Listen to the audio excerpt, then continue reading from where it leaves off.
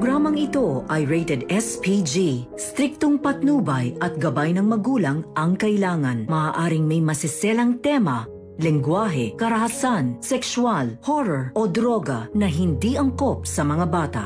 Ikaw ang aking dahala sa gabing marinig. Ikaw ang Nag-cruise na ang landas na mag-ina pero hindi naging maganda ang una nilang pagkikita. At nalaman na ni Giselle na anak niya si Justin. Magandang araw at eto na nga tayo sa ating pinakaamang tagpo sa abot kamay na pangarap. Welcome to my channel. Please don't forget to like, comment, and click the bell button para lagi kayong updated sa aking mga videos. Samantala, sa Apex Hospital habang papunta si Robert sa kanyang papa para bisitahin, ay nakatanggap siya ng tawag mula kay Kinito. Sinagot naman agad ito ni Robert at sinabi, "Oh Kinito." Naitanong ni Kinito kung kasama niya si Ma'am Giselle niya. Ipinagtaka naman ito ni Robert kung bakit niya hinahanap si Giselle. Sabi niya hindi. Bakit? Sabi ni Kinito na may kailangan lang siyang malaman. Ikinagulat ni Robert ang sinabi na malaman? Tungkol saan? Sabi ni Kinito, "Doc RJ, mas maganda kung si Ma'am Giselle muna ang makausap ko." Sabi ni Robert, "Come on Kinito, you can tell me, kapatid naman niya ako eh." Sabi ni Kinito na tungkol po sa anak ni Ma'am Giselle. Nagtaka si Robert sa sinabi ni Kinito, "Anak? Di ba matagal nang patay ang anak ni Ate Giselle?" Sabi ni Kinito, "No, Doc RJ, hindi po. Buhay ang anak ni Ma'am Giselle. Yan po ang pinahanap sa akin ng papa mo dito sa US at nakita ko na sila at nakausap. Na-confirm ko na po na buhay ang anak ni Ma'am Giselle. Ang totoo nga po ay andyan sila sa Pilipinas dahil umuwi sila dahil nabalitaan nila ang nangyari kay Don Pepe. Baka nga po binibisita na nila si Don Pepe nang hindi nyo nalalaman. Matagal ko na po silang hinahanap, kaya po kailangan malaman ni Ma'am Giselle na buhay ang anak niya at baka makita niya na ito pero hindi sila magkakilala." Hindi makapagsalita si Robert sa nalaman niya kay Kinito at sinabi niya, "Sige Kinito, salamat. Pupuntahan ko si ate at sasabihin ko ito sa kanya." Agad na ibinaba ni Robert ang tawag ni Kinito at dali-dali niyang hinanap si Giselle. Samantala, nagkaharap na ang mag-inang Giselle at Justin pero hindi ito naging maganda dahil nag-away sila at nagkasakitan sila. Galit na galit si Giselle kay Justin nang sampanin siya nito at halos matumba si Giselle kaya binalikan niya si Justin at sinabi nang walang hiya ka, "Ang kapal ng mukha mo na sampalin ako sa sarili kong hospital." At tinanong nito ni Giselle kung sino ka bang talaga. "Akala mo papayag ako na bastusin mo ako dito?" Kaya hinatak niya si Justin at kinaladkad ni Giselle at sinabihan niya na lumayas ka dito sa hospital ko. Habang hinahatak niya si Justin ay sinasabihan niya na ito na hindi ako papayag na bastusin mo ako sa sarili kong teritoryo. Habang si Justin naman ay nagpupumiglas pagkakahawak sa kanya ni Giselle at sinabi na bitawan mo ako. Habang si Annalyn ay inaawat niya ang tita Giselle niya. Itinulak ni Giselle si Justin at natumba ito at sa sobrang galit ni Giselle ay sinabihan niya ito na hindi ka talaga pinalaki na maayos ng magulang mo. At bigla naman dumating ang lalaki na si Eric at nakita niya ang ginawa nito kay Justin. Kaya tinawag niya si Giselle at napatingin naman ito at ikinagulat niya na makita niya ang lalaki. Sabi ni Eric kay Giselle, "Huwag mong sasaktan ang anak mo." Ikinabigla naman ni Giselle ang sinabi nito at bigla niyang nasabi ang pangalan na Eric. Nagulat naman si Justin na makita niya ang tatay niya at bigla itong napatayo. Natulala ang lahat sa nasaksiyan nila. Napatingin si Annalyn kay Giselle, habang si Giselle naman ay ikinabigla ang sinabi ni Eric at napatingin kay Justin. At si Justin naman ay galit na napatingin sa tatay niya. Samantala sa bahay ni Lynette at Carlos, binisita siya ni Doc Denise para matulungan si Lynette sa nararanasan niyang trauma.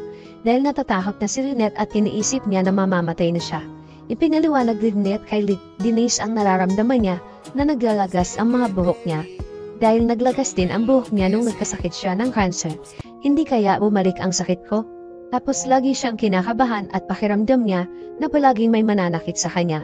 Kaya tinanong niya si Denise kung normal ba ang nararamdaman niya dahil natatakot na si Lynette at iniisip niya na baka nasisiraan na siya ng ulo. Sabi ni Denise, "Hindi. Dala lang yan ang nararanasan mong trauma. At kung bakit nagdalagas ang buhok mo ay dala din ng stress at pag-iisip mo. Siguro kulang ka din sa tulog dahil pakiramdam mo ay lagi kang natatakot. Pero kailangan natin magsagawa sa iyo ng laboratory test para malaman natin kung bumalik ang sakit mo. Ipahinga mo muna yan at huwag ka na muna mag-isip ng kung ano-ano. Bakit hindi kayo magbakasyon ni Carlos para malibang ka at hindi mo maisip ang mga nangyari sa'yo?" Umayag naman si Lynette sa gustong mangyari ng this at sasabihin niya ito kay Carlos. Kaya nagpasalamat naman si Lynette kay Denise kahit papano ay gumaan ang pakiramdam niya. Samantala, hindi pa din makapaniwala si Giselle sa sinabi ni Eric na anak niya si Justin. At tinignan niya si Justin. Gusto sanang dapitan ni Giselle si Justin pero tumakbo ito papalayo. At umalis. Ayaw niyang kausapin si Giselle. Sabi ni Giselle kay Eric, paano nangyari na buhay ang anak ko? Ang alam ko ay patay na siya. Sabi naman ni Eric kay Giselle na mahabang kwento ang nangyari. Sasabihin ko sa iyo ang lahat pero kakausapin ko muna si Justin. Kaya umalis na si Eric at hinabol niya ito. Habang ang lahat ng tao na nakasaksi sa mga nangyari ay gulat na gulat din kaya nilapitan ni Annalyn ang tita Giselle niya at tinanong kung okay lang siya. Napayahap na lang si Giselle kay Annalyn at maya-maya ay dumating si Robert at tinanong kung anong nangyari dito. Sabi ni Annalyn, tayo nagkagulo dito kanina at yung babae na kilala ni Lolo Pepe ay anak ni Tita Giselle. Buhay ang anak ni Tita Giselle at nagkaharap na sila. Ikinagulat naman ito ni Robert. Sabi ni Robert kay Giselle, ate, tumawag sa akin si Kinito at sinabi niya na buhay nga ang anak mo. At mas lalong ikinagulat ito ni Giselle dahil bakit alam din Kinito ang tungkol sa anak niya. At biglang napaisip si Giselle na hindi kaya ito ang sinasabi ng papa niya sa panaginip niya na makakasama mo na siya. Mas lalong naguluhan si Giselle at napaiyak na lang ito dahil hindi niya alam ang gagawin ngayong nagkaharap na sila ng anak niya. Samantala, naabutan naman ni Eric si Justin na papalabas na ng hospital at pinigilan niya ito. Sabi ni Eric kay Justin, but now Giselle knows who you are, ano ang gagawin mo? Sabi ni Justin, nawala, dahil matagal ko na siyang pinatay sa isip ko. At hindi ko siya mapapatawad sa ginawa niya sa akin na ipinangmagay niya ako sa iba. Sabi ni Eric na bakit hindi mo siya bigyan ng chance na ipaliwanag din sa'yo ang dahilan kung bakit na nagawa yun sa'yo. Nanay mo pa din siya at hindi mo din alam kung anong pinagdaanan niya nung nawala ka sa kanya. Kailangan mo siyang kausapin para malaman mo ang dahilan niya. Pag-isipan mo ang sinasabi ko sa'yo at hindi kita pipilitin kung ano ang desisyon mo. Pero nagmatigas si Justin at sinabi na hindi ko siya mapapatawad at bigla itong umalis na umiiyak. Samantala dahil sa mga hindi magandang nangyayari kay Lynette ay nagbakasyon sila ni Annalyn papuntang Japan para maglibang si Lynette at maiwasan ang pag-iisip sa trauma na naranasan niya. Tuwang-tuwa si Annalyn na kinukwento kay Doc Lindon na first time nila magkakasama ng nanay niya at unang pagkakataon na sumakay sila ng eroplano. At masayang-masaya si Annalyn at Lynette dahil para silang mga bata na ini-explore ang Japan na magkasama. Natutuwa si Annalyn dahil sabay nila ng nanay niya na nai-experience ang ganito at magkasama pa sila. Tapos ngayon ay nasa Nagoya, Japan na sila. Sabi naman ni Lindon, kapag narinig mo ang Japan, Doc, anong unang pumapasok sa isip mo? Sabi ni Annalyn, Mount Fuji, at natawa silang dalawa at sinabi ni Doc Lindon na tama. At habang nag-i-enjoy silang tatlo na magpakain ng mga ducks, ay hindi nila alam ay naandun si Moira sa di kalayuan at may kausap ito sa telepono. Hello, si Moira Tanyang ito.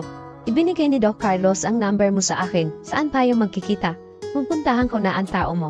At sabay alis nito nang dumating naman sina Annalyn para maghanap ng mauupuan at nakita nila ng bakante ang lamesa na inalisan ni Moira.